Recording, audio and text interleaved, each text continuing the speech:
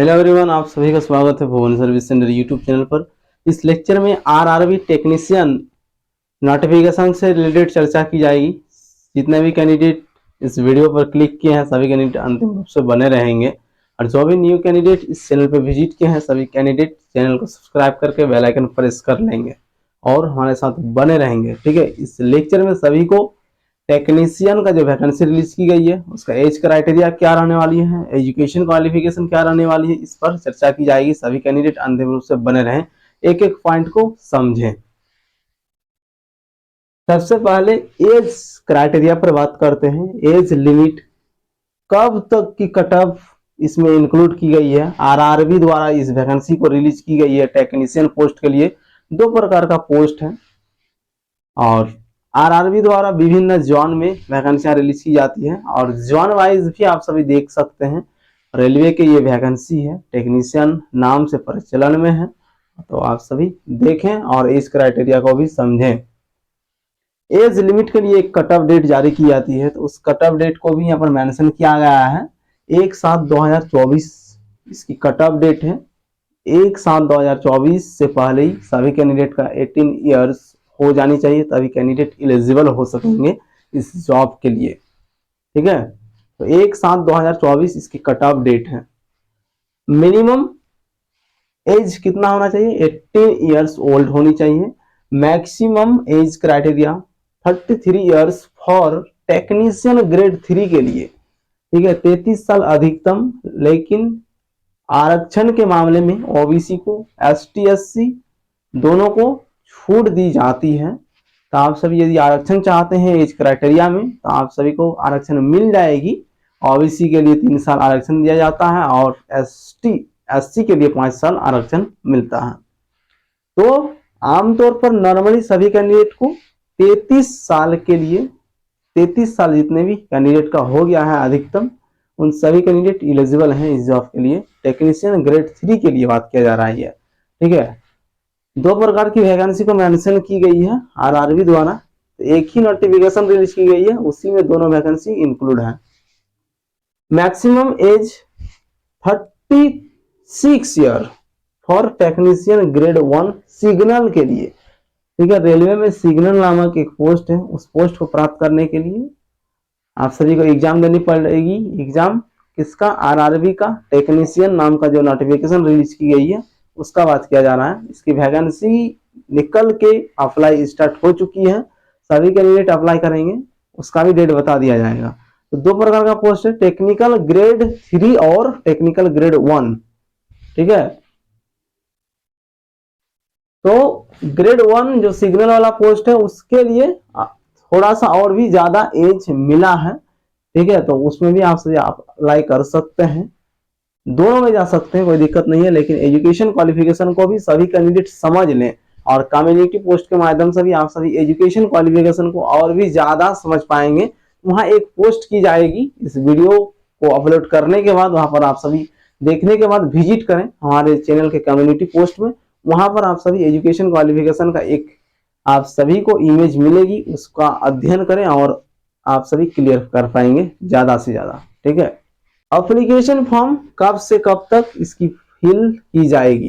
ठीक है, एप्लीकेशन जो स्टार्ट हो चुकी है टेक्नीशियन के लिए, आरआरबी द्वारा ये वैकेंसी रिलीज की गई है, तो इसके लिए स्टार्ट अभी वर्तमान टाइम पीरियड पर इसकी नोटिफिकेशन को रिलीज कर दी गई है और एप्लीकेशन फॉर्म फिर ऑनलाइन के माध्यम से सभी कैंडिडेट 9 मार्च 2024 से कर सकेंगे इसको।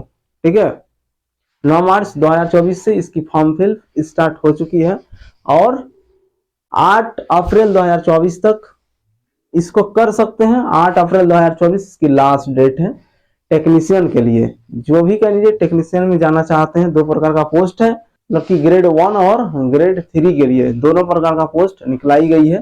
सभी कैंडिडेट जिस प्रकार आपके पास क्वालिफिकेशन है उसी के आधार पर आप सभी अपने क्वालिफिकेशन के तौर पर अपनी पोस्ट को प्राप्त कर पाएंगे।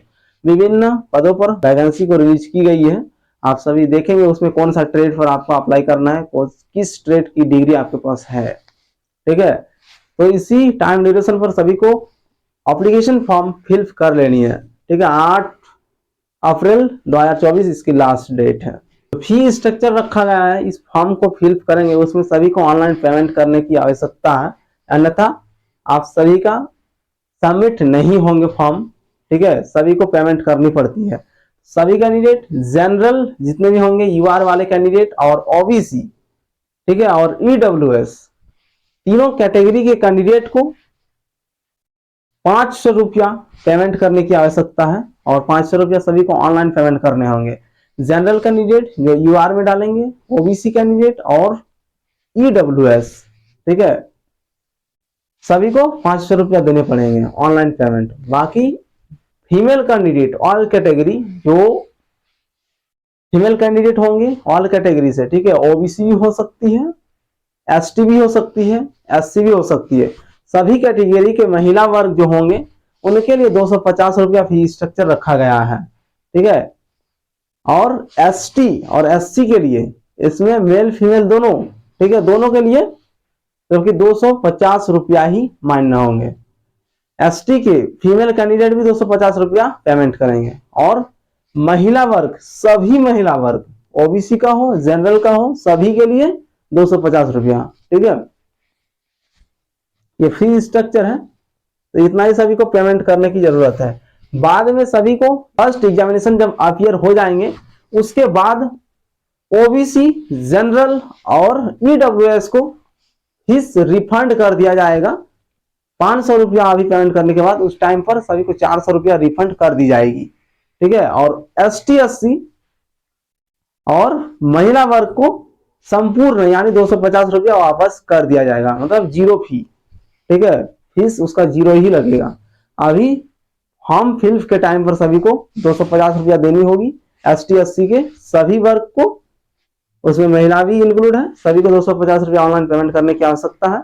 बाद में आप सभी जब एक एग्जाम को अपीयर कर लेंगे उसके बाद सभी को फी रिफंड कर दिया जाएगा। ओबीसी और ईडब्ल्यूएस, यूआर तीनों कैटेगरी के कैंडिडेट को 400 रुपया ही रिफंड की जाएगी। टोटल 500 रुपया कटाना होता है, 100 रुपया आयोग रख लेगी पैसा, ठीक है। तो ये फी स्ट्रक्चर है इस वैकेंसी की। नेक्स्ट पॉइंट पर आते हैं, क्वालिफिकेशन क्या चाहिए इन दोनों पदों में जाने के लिए, क्वालिफिकेशन क्या होना चाहिए। क्वालिफिकेशन पर सभी को फोकस करनी चाहिए, अन्यथा फिर फॉर्म फिल नहीं कर पाएंगे कैंडिडेट। तो टेक्नीशियन ग्रेड 1 जो सिग्नल वाला पोस्ट है उसमें कैंडिडेट के पास बैचलर डिग्री होनी चाहिए, ठीक है, bachelor degree of science in physics, यानी कि फिजिक्स का जो कॉम्बिनेशन है, यानी साइंस स्ट्रीम से यदि कैंडिडेट पढ़े हैं और फिजिक्स है तो आप सभी इलिजिबल हैं इसके लिए, ठीक है। किसके लिए, तो टेक्नीशियन ग्रेड 1 सिग्नल वाले पोस्ट के लिए, ठीक है, यानी बीएससी की डिग्री है आपके पास फिजिक्स के साथ तो कैंडिडेट इलिजिबल होंगे। और भी विभिन्न डिग्रियां उसमें इंक्लूड की गई है, तो आप सभी कैंडिडेट भी पोस्ट में जाकर विजिट करें और वहां पर क्वालिफिकेशन का संपूर्ण जानकारी ले लें, ठीक है। और एक पोस्ट जो है उस पर आते हैं, टेक्नीशियन ग्रेड 3 वाला पोस्ट, वो ग्रेड 1 वाला पोस्ट है जो कि सिग्नल वाला पोस्ट में इंक्लूड है। और टेक्नीशियन ग्रेड 3 का पोस्ट एक है, उस पर क्या क्वालिफिकेशन लगने वाली है, तो +2, ठीक है, 10+2 यानी कि इंटरमीडिएट क्वालिफाइड कैंडिडेट इसमें अप्लाई कर सकते हैं। इसमें भी कुछ पदों पर, ठीक है, इसको अवसर प्रदान की गई है 10+2 के कैंडिडेट को।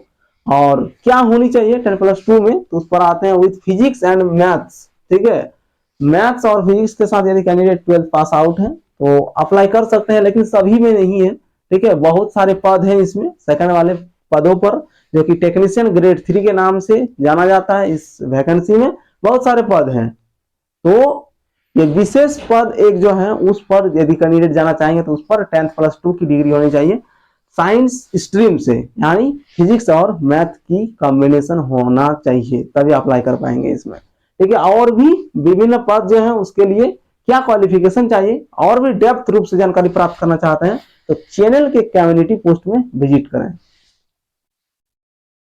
और या 10+2 में यदि साइंस स्ट्रीम से क्वालिफाइड है कैंडिडेट तो एलिजिबल है, या फिर और एक डिग्री बताई गई है यहाँ पर, उसके बदले यदि candidate 10th pass out candidate है और साथ में आईटीआई की डिग्री है तो आप सभी इसमें एलिजिबल हो जाएंगे, ठीक है। 10th क्वालिफाइड एंड आईटीआई, ठीक है, एक कोर्स होता है, उस कोर्स को जो भी कैंडिडेट किए हैं और मान्यता प्राप्त संस्थान से ही किए हैं तभी मान्य होंगे, ठीक है, क्योंकि बहुत सारे प्राइवेट कॉलेज ऐसे हैं जिसका कोई मान्यता नहीं है, तो वैसे कॉलेज से यदि कैंडिडेट ITI की सर्टिफिकेट मेंशन करेंगे तो उसको एक्सेप्ट नहीं किया जाएगा।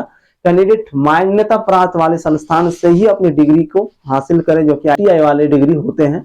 उसकी प्रमाण पत्र आप सभी को सबमिट करनी होगी आयोग के ऑफिशियल वेबसाइट में, और अंतिम रूप से आप सभी को भी डॉक्यूमेंट्स वेरिफिकेशन के टाइम पर भी मांगा जाएगा ये सर्टिफिकेट। तो इसलिए क्वालिफिकेशन को बहुत अच्छी तरीके से ऑनलाइन फिल करेंगे। क्वालिफिकेशन में जो है आपके पास उसी को दिखाएं, वास्तविक वाली चीजें, क्योंकि अंतिम में फिर लास्ट में आप सभी को उसके हार्ड कॉपी दिखानी पड़ती है आयोग को। ठीक है, तो इतना ही जानकारी इस लेक्चर में दिया जाएगा, इससे ज्यादा जानकारी की कोई आवश्यकता नहीं है। आप सभी टेक्नीशियन में यदि फॉर्म फिल कर रहे हैं तो इतना जो बताया गया इतना ही नॉलेज को प्रिपेयर कर लें, और इसकी एग्जामिनेशन पैटर्न नेक्स्ट लेक्चर पर आप सभी को प्रोवाइड की जाएगी। आप सभी इसी प्रकार से बने रहें, आप सभी को एक एक करके लेक्चर प्रोवाइड कर दी जाएगी। ठीक है, धन्यवाद।